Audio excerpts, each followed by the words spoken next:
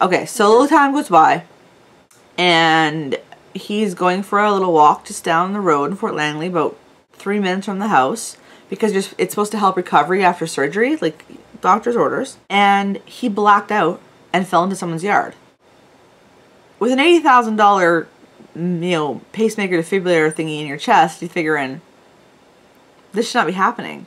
Yeah, he woke up and he's like, why am I looking at this guy? And he called me, because these people saw him fall, thank God.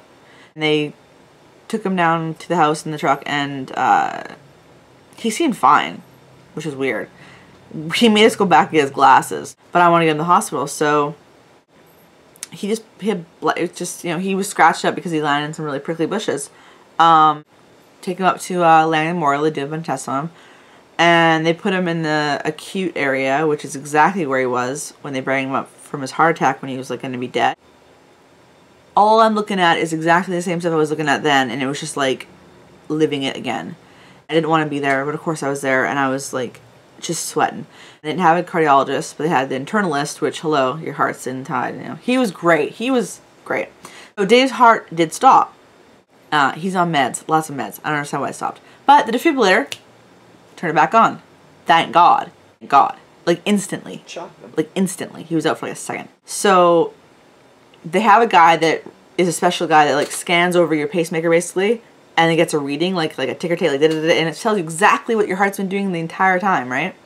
So, but that guy wasn't going to be there till tomorrow. But internalist doctor, who was like the most dedicated, he was there. He was on top of it. You know how some doctors come and leave, come and leave, come and leave? No, he was there. He was telling us how things should be and whatnot. He called Royal to come in to find out who did the surgery and what's going on. Why did this happen? He should not be happening with what's in his chest, right? Turned out he wasn't on this, basically, I don't know the name of it too well, but it's basically like an anti-heart attack med that he was not on. Kind of need it. So the doctor was absolutely appalled he wasn't on it, so they pumped him full of that intravenously like crazy. He was there overnight, and they got the readings. Like I said, his heart had stopped briefly, a second. And they got the meds for the non-heart attack meds and all that, so that's good. I'm thinking, okay, cool. He's fine. He's going to be fine. I think, new cardiologist who's like really, really, really mean, but like really, really anal retentive, which means she like checks everything over a million times, which his other one didn't. So I'm like, cool. So then he's fine. Like, he's not fine ever because obviously. And a little more time goes by and I'm like getting ready to make videos, and he gave me permission to talk about this. It's going to hopefully help people learn CPR, And then his heart started racing again, which it shouldn't be doing. So he goes to the hospital again, and like I said, this is like August to now, okay? He has to have surgery again. This time it's for fixing something from a stroke. It's for fixing the artery that the blood kind of comes in and out of in fraction rate, which means like how much blood's coming in and out, okay? That was from a stroke. It had nothing to do with the heart attack, thank God. But so basically they had to put this thing up as leg artery, femoral, or whichever one, the big nasty one that'll kill you if you get cut, and cauterize part of the valve off in his heart so that it would be better. And I felt really badly, but I could not go back to Royal Columbian. I don't even know if I can ever go back there. I just can't deal. I can't even see it. His dad is down, here, so his dad's moved back down here now, so he was there, so he wasn't alone. And of course he was texting me, and I'm like, how are you okay? He wasn't sick feeling, it's just he's waiting for the surgery. And he understood why I couldn't. It just, he doesn't remember what it was like in ICU, but I do. And I knew he was okay because I knew where he was and knew what they were doing. And of course I felt guilty, but I could not deal. Had that surgery.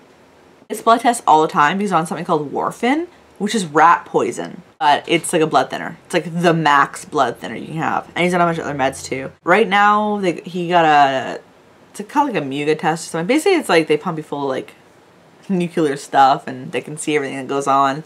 And it looked good. It looks better. So that's good. He just had another blood test like, I don't know, the other day.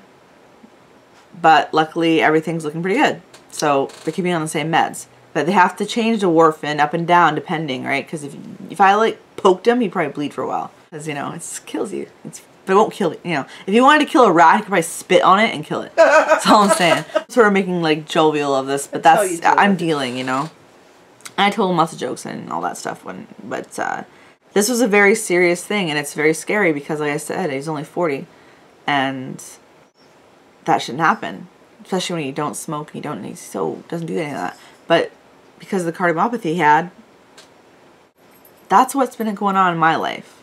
And now when I get this up, I can now put up funny videos, and I won't feel like a weird, morbid person, like I didn't think about it, didn't care. Also, the title is harsh, but I knew if you saw the title, you might watch it and might realize I need to learn CPR. It could happen. It could happen to anyone at any time, any age. So, you know, I'm sure there's YouTube videos of professionals showing you how to do CPR. There's no doubt in my mind. Save a life. You know, yeah, save a life, save a brain. Just learn it. It's really easy. It's really, really easy. Not knowing how to do it is just irresponsible. So, Dave's doing better, but he'll never be okay. He's always going to have that heart problem. He's got the thing. It'll always be an issue.